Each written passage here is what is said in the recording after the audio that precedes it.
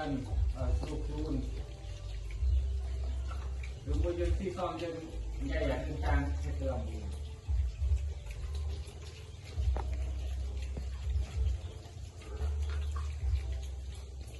liên phương liên một ngày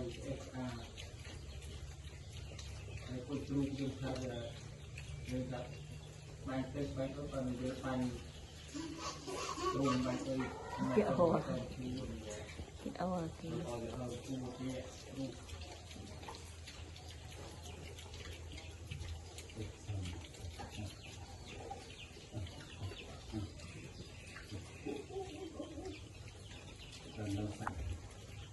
lớn rồi bơ ban ở cái tuổi trên đây tiếp tiền liền ở lâu việc cầm phong là tên tìm tên đâu viện tìm tên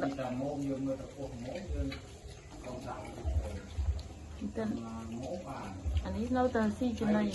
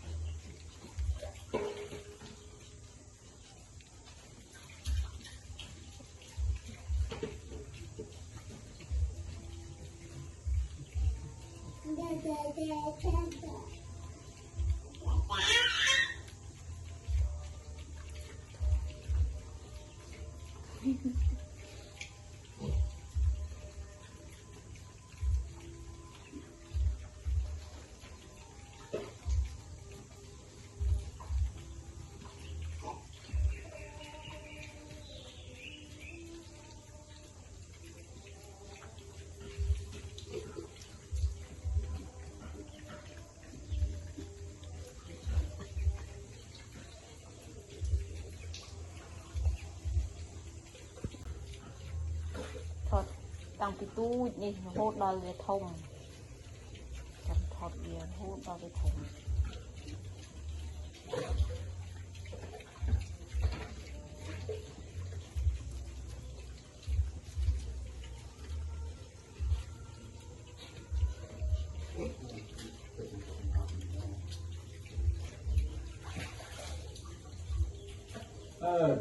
chắc chắn ta ở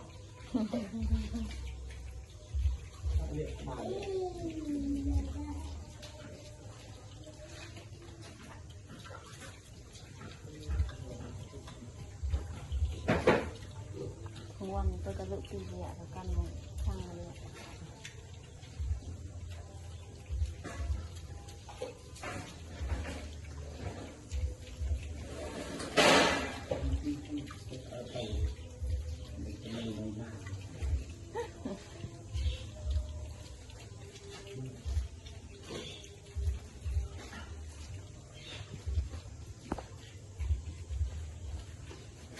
cam việc tới bánh tật về đại cái đấy vẫn rồi vớt trong hiểm bánh tật liên trung liên ôi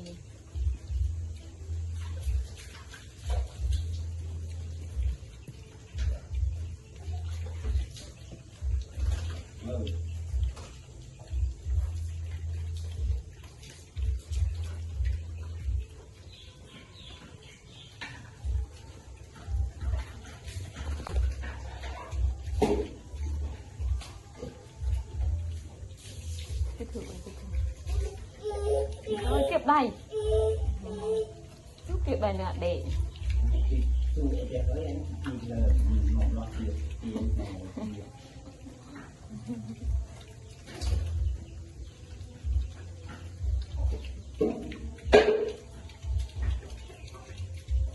Hey. Come on.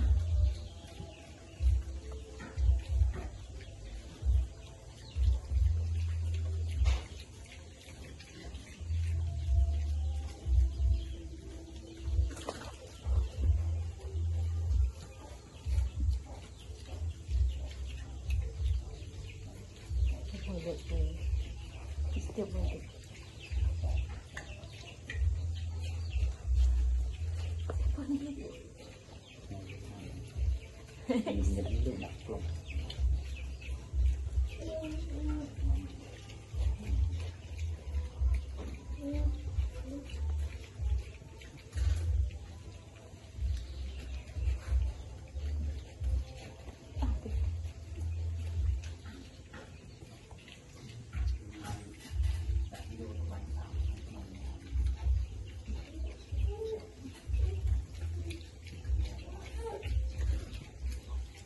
cỡ bò sạch bột thịt đi rồi sạch sần bằng này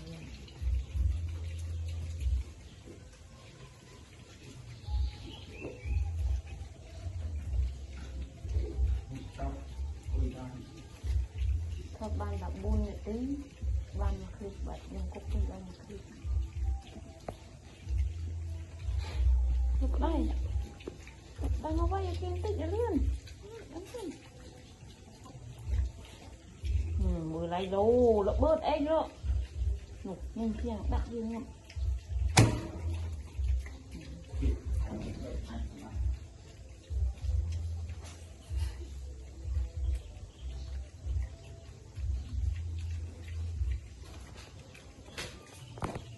Tân ở sụp luôn đúng bây giờ khi con trên ngay là trên trang sẽ thường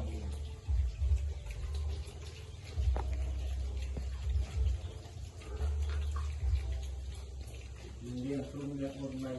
SA hay cô chú chúng ta là nên là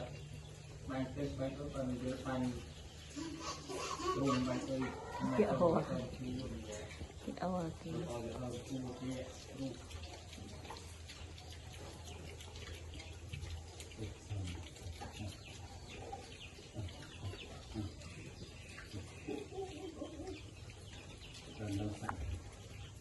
lớn rồi bơ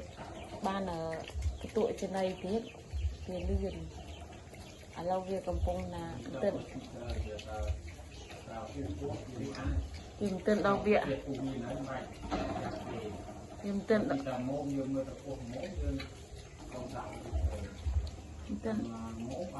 anh ấy lâu tờ si trên đây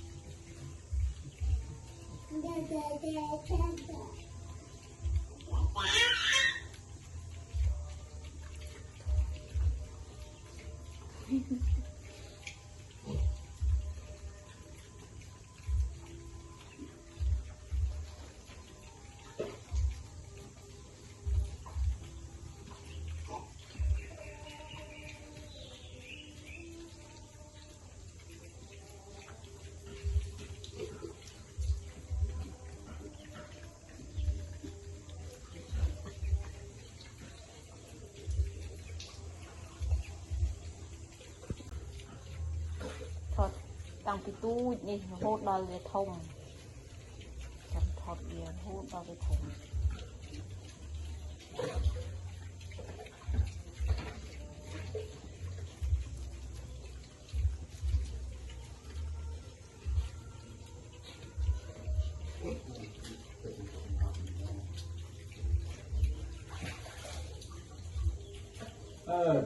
chắc chắn ta ở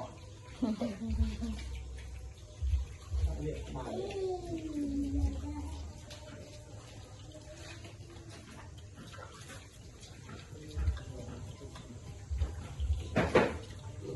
ngoan tôi đã lựa tìm nhẹ và căn một thằng này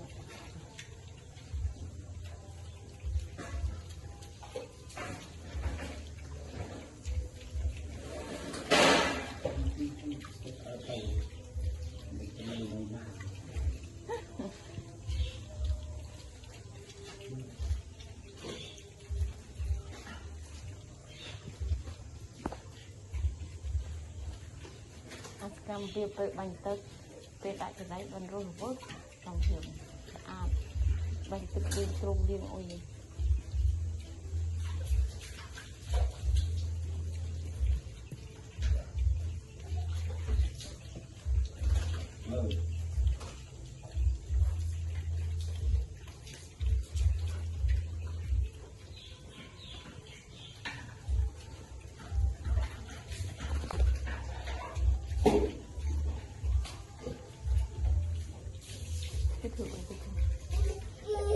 thôi kịp đây chút kịp đây nữa để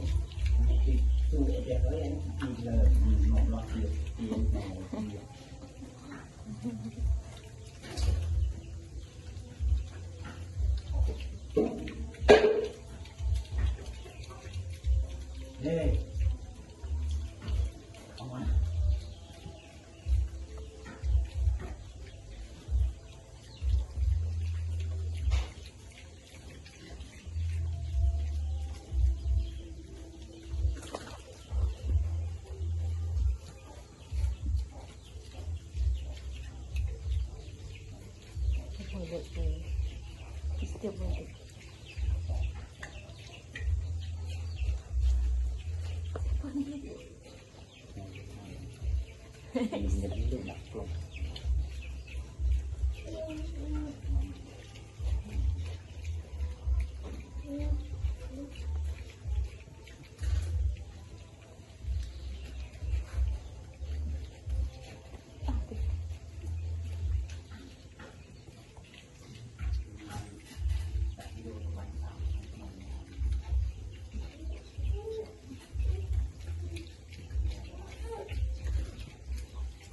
tiếp tục bầu sạch bột thịt cho sạch sần bằng